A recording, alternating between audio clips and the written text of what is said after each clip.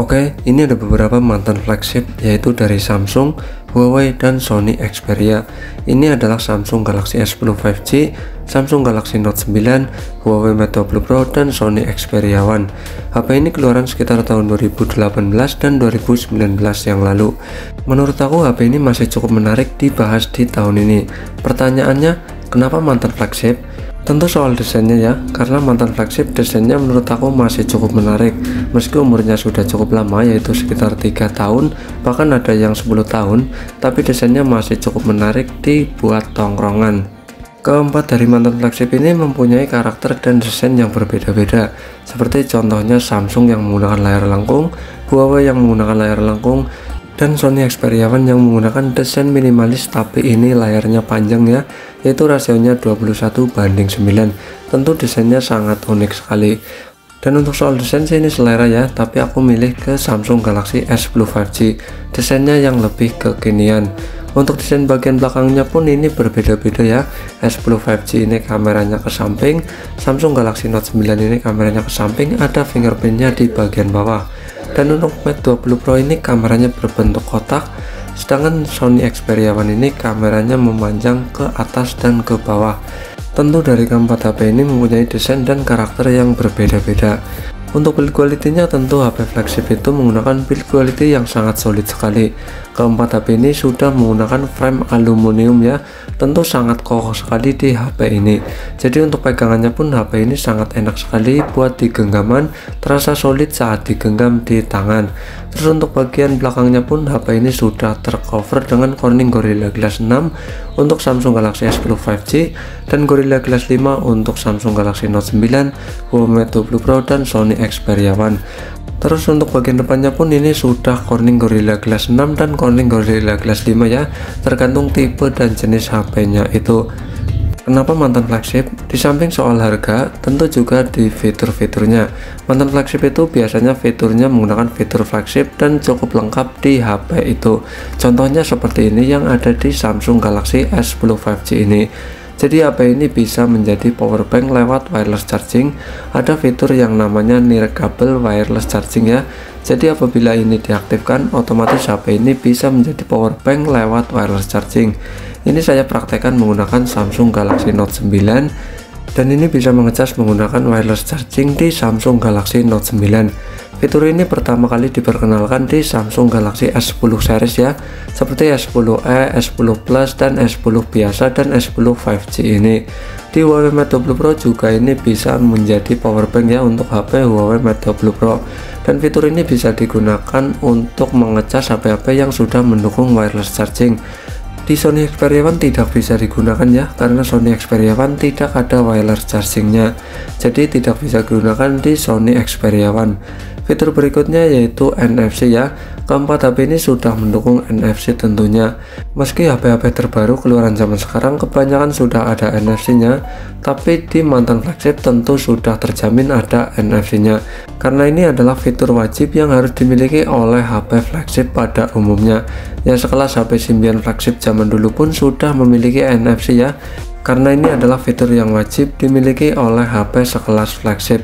Meski fitur ini jarang sekali digunakan di Indonesia, tapi di luar sana banyak sekali yang menggunakan fitur ini, seperti buat pembayaran, buat cek e-tol, dan lainnya. Jadi fitur ini menurut aku sangat bagus sekali diterapkan di semua HP ya. Jadi apabila kita ingin mengecek seperti e-tol, seperti kartu belanja, atau keaslian KTP, bisa menggunakan NFC ini. Ya tentunya HP ini semuanya memiliki NFC ya.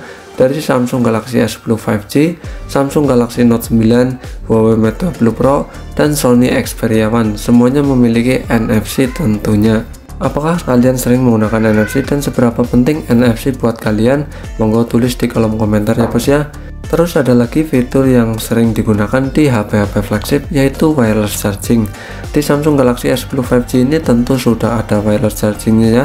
Sejak Samsung Galaxy berapa ya, Note 5 dan Samsung Galaxy S5 kalau nggak salah, S6 itu sudah ada wireless chargingnya. Di Samsung Galaxy Note 9 ini juga sudah ada wireless chargingnya, dan di Huawei pun sudah ada wireless chargingnya. Paling di Sony Xperia One ya yang tidak mendukung wireless charging, karena kurang tahu di Sony Xperia itu jarang sekali yang mendukung wireless charging, kecuali XZ2, XZ2 Premium, dan ada lagi XZ3 itu yang sudah mendukung wireless charging. Tapi kesini tidak ada wireless charging ya di Sony Xperia One. Mungkin fitur wireless charging itu jarang digunakan, tapi menurut aku sih efisien ya. Apabila kita tinggal tidur, kita tinggal geletakin saja, otomatis HP-nya akan mengecas sendiri. Oke, selanjutnya ada fitur yang namanya in-display fingerprint ya. Ini mungkin zaman sekarang sudah banyak yang memakai in-display fingerprint. Tentu di HP-HP kelas mid itu sudah memakai in-display fingerprint, karena HP-nya juga layarnya sudah OLED ya, minimal OLED, sudah mendukung in-display fingerprint. Di keempat HP ini yang sudah mendukung in-display fingerprint yaitu Samsung Galaxy S10 5G dan Huawei Mate 20 Pro. Dan untuk Samsung Galaxy Note 9 masih di belakang dan Sony Xperia One masih di samping. Ya tentunya Sony itu tidak ada in-display fingerprint, setahu saya fingerprintnya rata-rata ada di samping, belum di dalam layar. Tapi menurut aku sih tidak ada masalah ya untuk fingerprintnya, baik di samping, di belakang maupun di dalam layar. Yang penting fingerprintnya itu responsif dan tidak ada kendala. Terus untuk layarnya, biasanya HP flagship itu menggunakan layar lengkung seperti Samsung Galaxy S10 5G, Samsung Galaxy Note 9, Huawei Mate 20 Pro. Tapi di Sony Xperia One tidak menggunakan layar lengkung ya, masih menggunakan layar datar. Dan Sony Xperia One yang menggunakan layar lengkung hanya Sony Xperia XZ3. Dan di keempat HP ini masing-masing layarnya sudah beresolusi 2K, jadi layarnya sangat jernih sekali, baik buat nonton film maupun buat ngegame. Yang spesial di Samsung Galaxy Note 9 yaitu ada pensilnya. Ya tahu sendirilah, karena seri Note yaitu sudah pasti ada pensilnya. Dan pensilnya di Samsung Galaxy Note 9 ini bisa digunakan sebagai remote di dalam kamera ya. Seperti ini apabila kita menggunakan pensilnya di bagian kamera untuk memfoto maupun untuk memvideo, pensilnya bisa digunakan sebagai remote, yaitu pensilnya bisa dimanfaatkan untuk memfoto dan untuk membuat video. Jadi contohnya seperti ini, dan ini sangat berguna sekali apabila yang suka selfie jarak jauh ya, karena pensilnya bisa digunakan maksimal itu 10 meter. Tentu ini sangat enak sekali, dan ini spesialnya di Samsung seri Note. Tidak ada HP-HP lain yang seperti Samsung seri Note. Selain fitur-fiturnya yang cukup lengkap, meski HP ini umurnya juga sudah lumayan tua, yaitu sekitar 3-5 tahunan, tapi secara performa HP ini masih bisa bersaing dengan HP keluaran terbaru di harga 2-3 jutaan. Secara performa HP ini masih bisa dibilang ngebut dengan usianya yang cukup tua, yaitu sekitar 3 tahunan. Buat multitasking HP ini masih sangat enak sekali digunakan di tahun ini. Ya untuk skor Antutunya ini mungkin berbeda-beda ya antara Samsung Galaxy S10 5G, Samsung Galaxy Note 9, Huawei Mate 20 Pro, dan Sony Xperia One. Untuk skor Antutu tertinggi yaitu di Sony Xperia One ya. Untuk Samsung Galaxy S10 5G ini menggunakan chipset Exynos 9820, Samsung Galaxy Note 9 ini menggunakan Exynos 9810, Huawei Mate 20 Pro ini menggunakan chipset Kirin 980, dan di Sony Xperia One menggunakan chipset Snapdragon 855. Tentu di keempat HP ini mempunyai karakter dan performa yang berbeda-beda ya, karena menggunakan chipset yang berbeda-beda. Dan performanya menurut aku di tahun ini masih cukup ngebut atau masih bisa dibilang ngebut. Untuk tes gamenya saya sudah upload beberapa game ya, yaitu untuk Mobile Legends, PUBG Mobile, dan Genshin Impact di masing-masing kedua HP ini. Kalau di S10 5G ini saya belum tes untuk Genshin Impact ya, tapi di ketiga HP ini saya sudah tes buat main Genshin Impact. Untuk tes gamenya kalian bisa tonton saja dan pergi ke channel saya ya, yang saya sudah upload untuk tes gamenya di masing-masing keempat HP ini. Untuk keempat HP ini masing-masing berjalan di Android yang berbeda. Samsung Galaxy S10 5G ini di Android 12 dan One UI 4.1. Dan mungkin ini adalah updatean terakhir di Samsung Galaxy S10 5G. Dan di Samsung Galaxy Note 9 ini Android 10 dan One UI 2.1. Di Mate 20 Pro ini Android 10 dan MIUI 12. Dan di Sony Xperia One ini Android 11 ya. Jadi ini mungkin updatean terakhir di masing-masing keempat HP ini. Dan mungkin tidak akan dapat update lagi karena usianya yang sudah cukup tua, yaitu 3 tahunan. Untuk penyimpanannya tentu mantan flagship itu penyimpanannya cukup gede, kecuali di Sony Xperia One ini. Karena di Sony Xperia itu biasanya pelit untuk penyimpanannya ya, kecuali bagi yang global version. Jadi untuk yang global version itu biasanya penyimpanannya cukup gede. Di Samsung Galaxy S10 5G ini penyimpanannya cukup gede dan RAM-nya juga cukup gede, yaitu 8GB dan 256GB. Tentu ini sangat cukup sekali di tahun ini. Di Samsung Galaxy Note 9 ini yang tergede yaitu 512GB dan 8GB. Di Huawei Mate 20 Pro yaitu 6GB dan 128GB. Di Sony Xperia One cuma RAM 6GB dan internal 64GB. Jadi yang terkecil di Sony Xperia One. HP ini pernah saya jadikan sebagai HP utama, yaitu untuk daily driver sehari-hari. Dan untuk multitaskingnya tentunya menurut aku masih cukup ngebut di tahun ini.